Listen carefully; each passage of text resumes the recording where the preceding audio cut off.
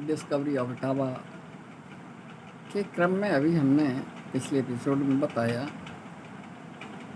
कि जयचंद की धर्मनिष्ठा और के यज्ञों की बात, और किस तरह से उद्देश्य कुछ था, आमंत्रण हुआ, हमला हुआ, खजाना लूट लिया गया। अब इसमें अब हम आते हैं, वो 1192 और 93 की बात थी, और 1194 में मोहम्मद गोरी की फौज ने फिर आक्रमण किया। अब यहाँ फिर वीरसेन ने गौरी को फौज का मोहम्मद गौरी की फौज का मुकाबला किया, और ये युद्ध जो है इटावा नगर और इकदिल नगर के बीच के मैदान में लड़ा गया। इकदिल और इटावा के मध्य के मैदान में ये युद्ध, जबरदस्त युद्ध लड़ा गया। बड़ा महत्वपूर्ण महासंग्राम था ये। दोनों ओर से हानि भी हुई, लेकिन मोहम्मद गोरी के 22,000 सैनिक 22,000 सैनिक और 22 सेना नायक, यानी 22 सैन्य अफसर और 22 सैन्य अफसर और 22,000 सैनिक, संख्या 22 की है, ये यहाँ पर मारे गए। यहाँ कन्नौज के राजा जयचंद के प्रतिनिधि वीरसेन और उनके पुत्र विजयसेन, जिनकी बात अभी की थी, और उन्हीं के प्रतिनिधि इटावा के सुमेर शाह ने जबरदस्त युद्ध मोहम्मद गौरी की फ़ौज के साथ किया। और फौज को यूँ कहें कि इतनी ही टुकड़ी रही होंगी फौज में, और एक आध हुई होंगी तो भाग गई होंगी, लेकिन 22 सैन्य अफसर, फौजी अधिकारी यानी सेना नायक, और 22,000 सैनिक यहाँ मार दिए गए हमारे यहाँ इन राजपूत सेना की द्वारा। जबरदस्त युद्ध है। इस युद्ध का उल्लेख हमें इतिहास में मिलता है। इटावा के 1000 साल में भी इसका उल्लेख है। बड़ा भयंकर युद्ध है। अब जो 22 अफसर मारे गए,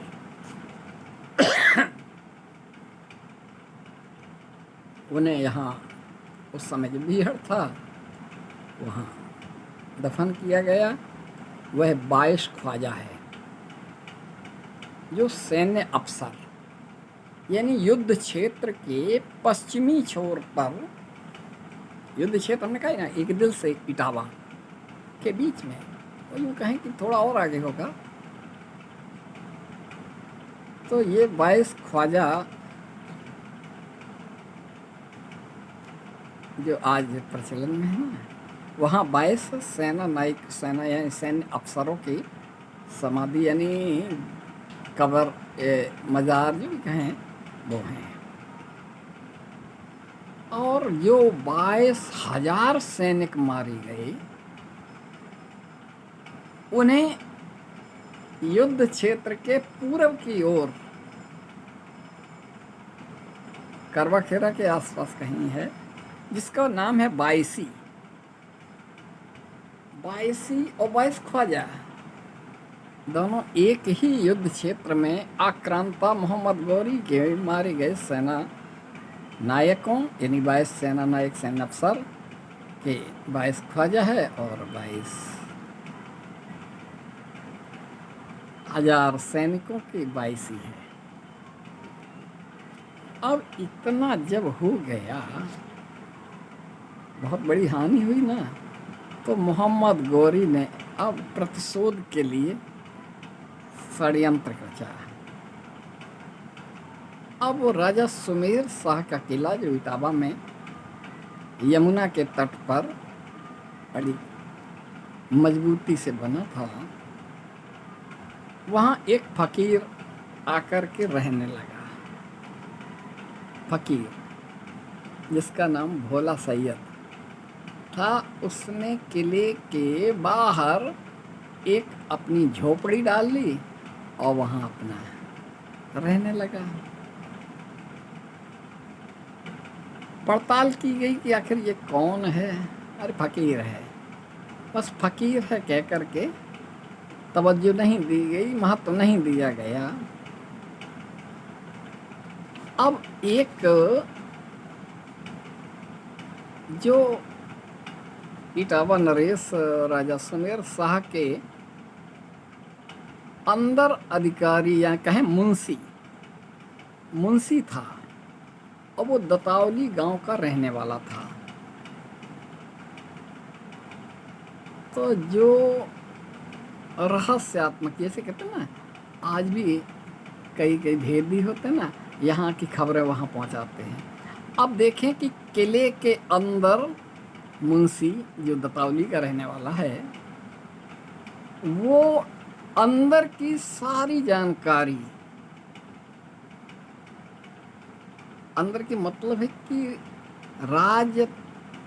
राजा के महल के अंदर के रहस्यात्मक वहाँ की सारी बहुत कुछ जानकारी वो उस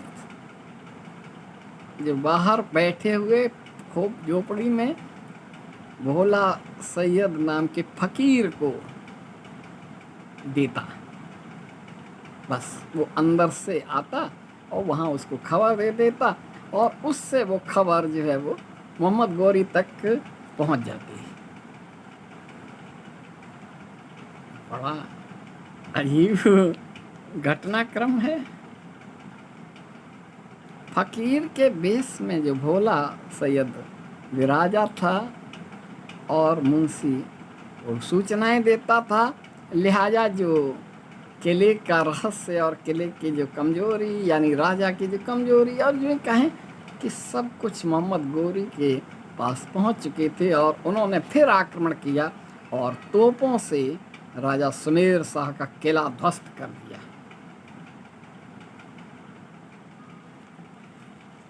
और राजा जयचंद की पराजय।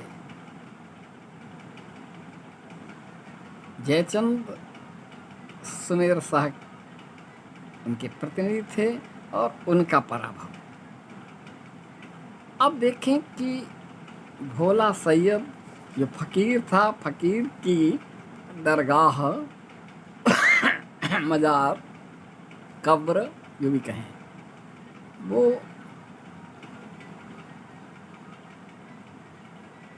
यमुना और नीलकंठेनी अस्तल, अस्तल कहें ना, अस्तल और यमुना के बीच में एक पहाड़ी पर बनी है।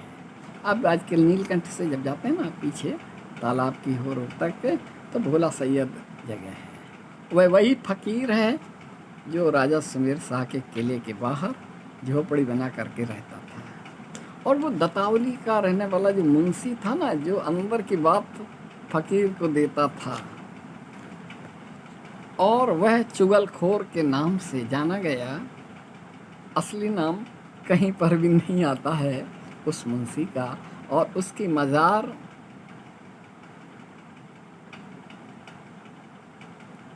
दतावली के आगे है, जहाँ जूते मारने की या प्रथा बड़ी साथ महत्वपूर्ण है कि चुगलखोर को तो जूते पड़ने चाहिए, और उस परंपरा का निर्वाह किया जा रहा है। ये आपको हमने 12वीं शताब्दी के इस महासंग्राम का, ये महासंग्राम वास्तव में लड़ा गया, और यहाँ मोहम्मद गौरी वहाँ की फौज नेस्तनाबूद हो गई।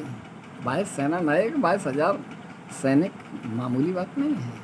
हमारे भी यानी राजपूत सैनिक भी मारे गए होंगे, और उसका प्रतिशोध लेने के लिए जासूसी के रूप में भोला सैयद नाम का फ़कीर लाया गया, और अंदर से मुंशी के थ्रू सारी जानकारी मोहम्मद गौरी ने प्राप्त की। और इसी के साथ अब आगे के एपिसोड पर हम अभी और चर्चा करेंगे। बड़ा दिलचस्प घटनाक्रम निरंतर मिलता रहेगा। आप बने रहें डिस्कवरी ऑफ इटावा।